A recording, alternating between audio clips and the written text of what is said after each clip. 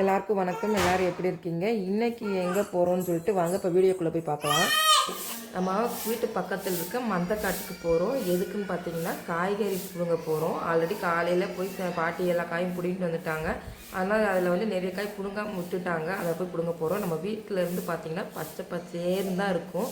அதாவது village life அப்படிங்கிறத enjoy பண்ணி வாழலாம். அங்கே ஒரு வண்டி நிற்கிது பார்த்தீங்களா, டிராக்டர், அதுதான் நம்ம தொழுவோம். 5 மணிக்கு எப்படி இருக்குன்னு பாருங்கள். இன்னும் சூரியன் வந்து இருக்குது. ஆனால் மழை பெஞ்சிக்கிட்டே இருந்துச்சு. புண்ணு சாரல் விழுந்துச்சு, நல்லா இருந்துச்சு. இது வந்து காட்டுக்கு போகிற வழியில் அங்கே ஒரு குட்டி நாய் இருந்துச்சு.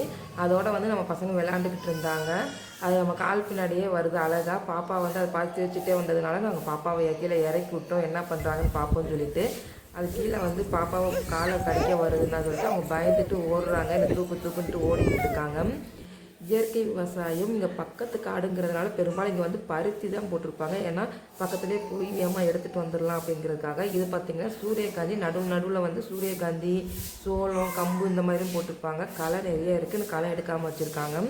நம்ம காட்டில் பார்த்திங்கன்னா பருத்தி தான் போட்டிருப்போம். பருத்தி வந்து பார்த்திங்கன்னா மாதிரி உழுது அந்த மாதிரி விதைக்கிறது இல்லாமல் நடவு பருத்தி தான் இப்போ போடுறாங்க. அதுதான் நல்லா வருதுன்னு சொல்லிட்டு போட்டுட்ருக்காங்க.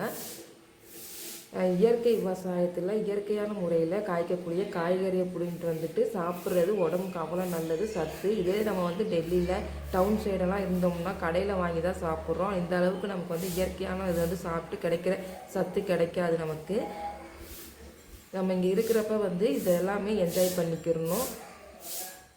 ஃபுல்லுங்க பார்க்குறது ஃபுல்லாகவே பருத்தி. நடுவில் ஒரு சில காரில் மட்டும்தான் வேறு எதுவும் விளைச்சிருப்பாங்க. பருத்தி செடியில் ஃபுல்லாக இப்போ தான் வந்து பூ பூத்து காய்க்க ஆரம்பிக்குது. இது பார்த்திங்கன்னா மொச்சை செடின்னு சொல்லுவாங்க. மொச்சக்காய் இருக்கும் இல்லையா, அது எல்லாத்துலேயுமே இப்போ தான் வந்து சீசன் ஆரம்பிக்க இப்போ தான் பூ பூக்குது. இனிமே தான் வந்து இன்னும் ஒரு 2 மாதத்தில் பார்த்திங்கன்னா காய் வந்துடும். இப்போ வந்து ஒரு சில காய் மட்டும் வர ஆரம்பிக்குது. ஃபுல்லாக காமிக்கிறேன் பாருங்கள். அப்படியே காற்று பயங்கரமாக அடிக்குது, குழுன்னு இருக்குது. நம்ம இங்கேயே இருக்கலாம் அப்படின்னு தோன்ற மாதிரி இருக்குது. லைட்டாக மர சாடல், ஒரு வெயில், அப்புறம் காற்று தென்றல் மாதிரி வீசுது. பாப்பா 2 பேரையும் காட்டில் இறக்கி விட்டோன்னா அங்கே இருக்க மண்ணெல்லாம் அள்ளி விளாண்டுக்கிட்டு இருக்காங்க. அப்புறம் பார்த்திங்கன்னா அங்கே வந்து உளுந்தஞ்செடியில் உளுந்தங்காய் இருந்துச்சு, அதை பிடிங்கிட்டு வந்து சாப்பிட்டோம். அப்புறம் தட்டாங்காய் பிடிங்கிட்டு வந்து சாப்பிட்டோம். அங்கே பாருங்கள் பருத்தி செடியில் காய் இப்போ தான் குட்டி காய் வருது, பூ பூத்து இப்போ தான் பிஞ்சு இறங்குது. பருத்தி பூ இது வந்து சிவப்பு கலர் வெள்ளை கலரில் இருக்கும். இந்த பூ பார்த்திங்கன்னா வெள்ளை கலரில் இருக்குது. இந்த பூ வந்து உளுந்து காயாக மாறுது. இங்கே பாருங்கள், இந்த காய் இன்னும் கொஞ்சம் நாள் போச்சுன்னா ஃபுல்லாக எல்லா செடியிலையுமே பார்த்திங்கன்னா பருத்தி வெடித்து வெள்ளையே நல்லா இருக்கும். பாப்பாங்க வந்து மண்ணில் விளாண்டுக்கிட்டு இருக்காங்க. இது வந்து என்னுடைய பேக்ரவுண்டை வந்து நான் சுற்றி காமிச்சிக்கிட்டு இருக்கேன். இது வந்து நம்ம காடு ஃபுல்லாகவே பார்த்திங்கன்னா பருத்தி தான். சுற்றி மட்டும் பார்டரில் பார்த்திங்கன்னா ஆம்பளை போட்டிருக்காங்க. நடுவில் பார்த்திங்கன்னா இது பீர்க்கங்காய், அப்புறம் பொடலங்காய், அப்புறம் இது பாவக்காய், இதெல்லாம் போட்டிருக்காங்க. நம்ம வீட்டுக்கு சாப்பாட்டுக்கு யூஸ் ஆகும் அப்படின்னு போட்டிருக்காங்க. இது பார்த்திங்கன்னா உளுந்தஞ்செடியிலேருந்து பிடுங்கின காய்.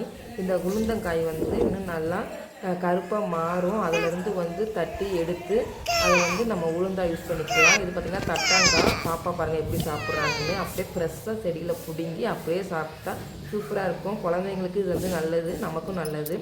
அதை சாப்பிட்ற அழகை பாருங்கள்.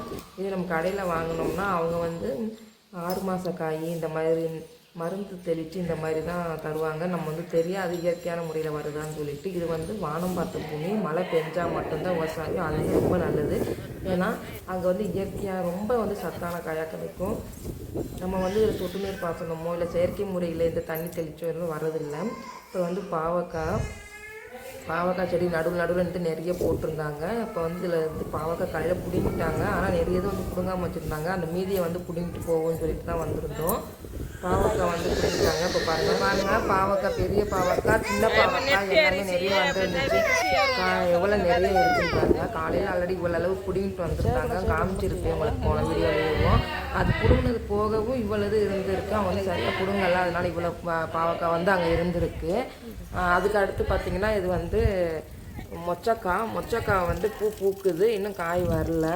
அப்புறம் வந்து தட்டாங்காய், அதெல்லாம் காட்டுக்கு போயிட்டு காய் பிடுங்கிட்டோம். மழை வர வழியில் பார்த்தீங்கன்னா நடுவில் வேறு விதைச்சிருக்காங்க சொன்னீங்க. அதே மாதிரி கம்பு, இது பார்த்திங்கன்னா ஃபுல்லாக கம்பு இப்போ தான் வந்து தலைக்க ஆரம்பிக்குது.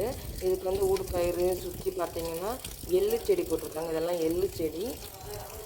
நடுவில் வர வழியிலையும் நமக்கு தேவையானது அப்படியே பறிச்சுட்டு வந்துக்கலாம். இது பார்த்திங்கன்னா கத்தாழை உங்களுக்கு நல்லாவே தெரியும், நல்லது, உடம்புக்கு நல்லது, மருத்துவ குணம் உடையது. இது பார்த்திங்கன்னா வெள்ளை மொச்சுன்னு சொல்லுவாங்க. இதுவும் பார்த்திங்கன்னா மருத்துவ குணம் உள்ளது. மருதாணி அங்கே நிறைய இருந்துச்சு. எல்லாத்தையுமே நாங்கள் தேவையான அளவுக்கு பறிச்சுட்டு வந்துட்டோம். இதை வந்து நம்ம துவையல் செஞ்சு சாப்பிட்லாம், சாப்பாட்டில் பிசைஞ்சு சாப்பிட்லாம், நல்லாயிருக்கும். அப்புறம் பார்த்திங்கன்னா இது வந்து பூசணிக்காய் வந்து நம்ம அந்த போகிறதான் பூ பூத்துருக்கு. எவ்வளோ பூ பூத்துருக்கு பாருங்கள். காய் வந்து இப்போ தான் பிஞ்சியாக இருக்குது. இது கரெக்டாக பார்த்திங்கன்னா நம்ம பொங்கல் டயத்தில் பூசணிக்காய் கண்டிப்பாக வந்து சேர்த்துக்கணும்னு சொல்லுவாங்க. அந்த டயத்தில் நல்லா வந்துடும். இதை பறித்தாங்கன்னா அவங்க மட்டும் வச்சுருக்க மாட்டாங்க. இவ்வளோ பூசணிக்காய் சமைக்க போகிறாங்க. ஊரில் எல்லாருக்குமே பார்த்திங்கன்னா தனித்தனியாக பீஸ் போட்டு கொடுத்துருவாங்க. இதுக்கு போகிற வழியில் வந்து ஒரு பச்சை கலர் பில்டிங் காமிச்சிருப்பேன், கோயில் இருக்குது. அது இந்த கோயில் தான். இது வந்து ஓவம்மாள் பாவம்மாள் அந்த கோயில். இது வந்து எல்லம்மா, ஓவம்மா, பாவம்மான்னு சொல்லுவாங்க. தாத்தாவோட குலதெய்வம் பார்த்திங்கன்னா எல்லம்மா. இது வந்து ஓவம்மா, பாவம்மா. இது வந்து இந்த குலதெய்வம் வந்து இங்கே ஊரில் இருக்கவங்களுடைய குலதெய்வம். இவங்க வந்து நல்ல நாள் அதிகமாக கோயிலை திறந்து சாமி கும்பிடுவாங்க. வந்து கோயிலுக்குள்ளே பார்த்திங்கன்னா பூட்டி இருக்குது. ஏன்னா அவங்க சாமி கும்பிட்ற அன்னைக்கு மட்டும்தான் திறப்பாங்க, மற்ற அன்னைக்கு வந்து திறக்க மாட்டாங்க. உள்ளே வந்து ஒரு பெட்டி மாதிரி இருக்கும். அதில் வந்து சாமியோட கால் பாதம் இருக்கும். அதை தான் சாமியாக வச்சு கும்பிடுவாங்க. நான் வந்து இப்போ உள்ளே காமிச்சிட்ருக்கேன்.